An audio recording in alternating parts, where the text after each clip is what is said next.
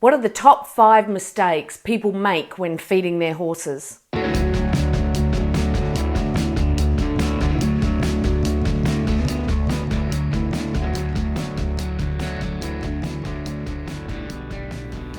There are some really important natural aspects to a horse's digestive system and how it's evolved.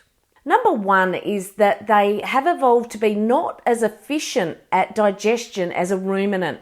So they count on lots of large amounts of forage moving through their digestive tract quickly.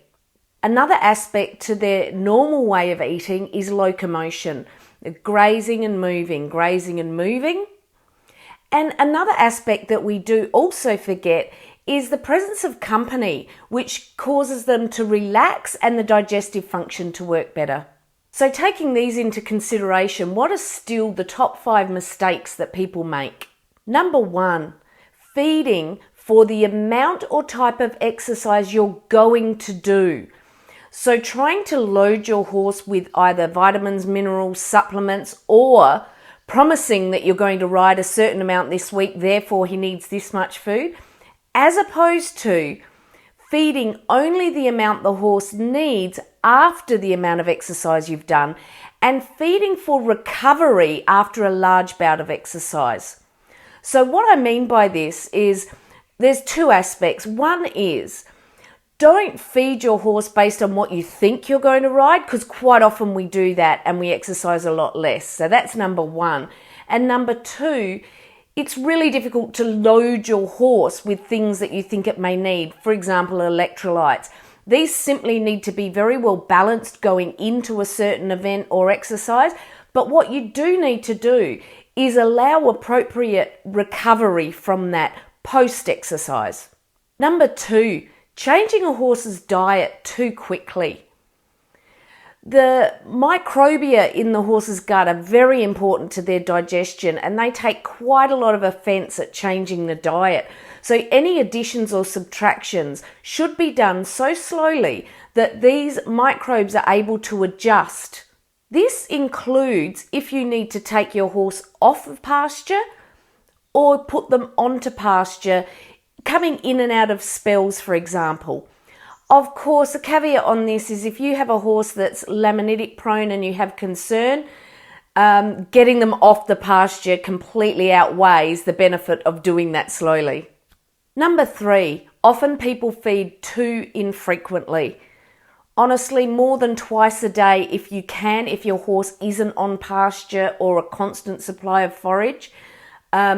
Smaller and more frequent meals will also help your horse put weight on. Remembering that leaving your horse with an empty stomach for too long will absolutely increase the risk of both ulcers and colic. Number 4, meal sizes are often too large. For example, a 500 kilogram horse should really only be eating at one sitting a maximum of about 2 kilograms of concentrate. So sometimes to get the amount you need in, you may need to cut that meal up into several smaller meals and fed across the day if they do need that much. As well as this, we need to reduce the amount of starch per meal per horse. A good rule of thumb is approximately no more than 1 gram of starch per kilogram of horse. So if your horse does need grains or starch, and I would like you to question yourself as to whether that's true or not for your particular horse, but if they do, stick to that rule of thumb of no more than 1 gram per kilogram of body weight, and you will reduce the risk of ulceration. And number 5, we don't allow our horses enough chewing. Chewing is so important to a horse. The saliva acts as a buffer and reduces the acidity of the stomach. It's going to reduce the risk of ulcers, reduce the risk of colic. So as much chewing as we can get them to do, the better. In saying that, bear in mind, 1 kilogram of hay will make the horse chew for about, I think it's 3,400 chews, and will take the horse about 40 minutes to get through.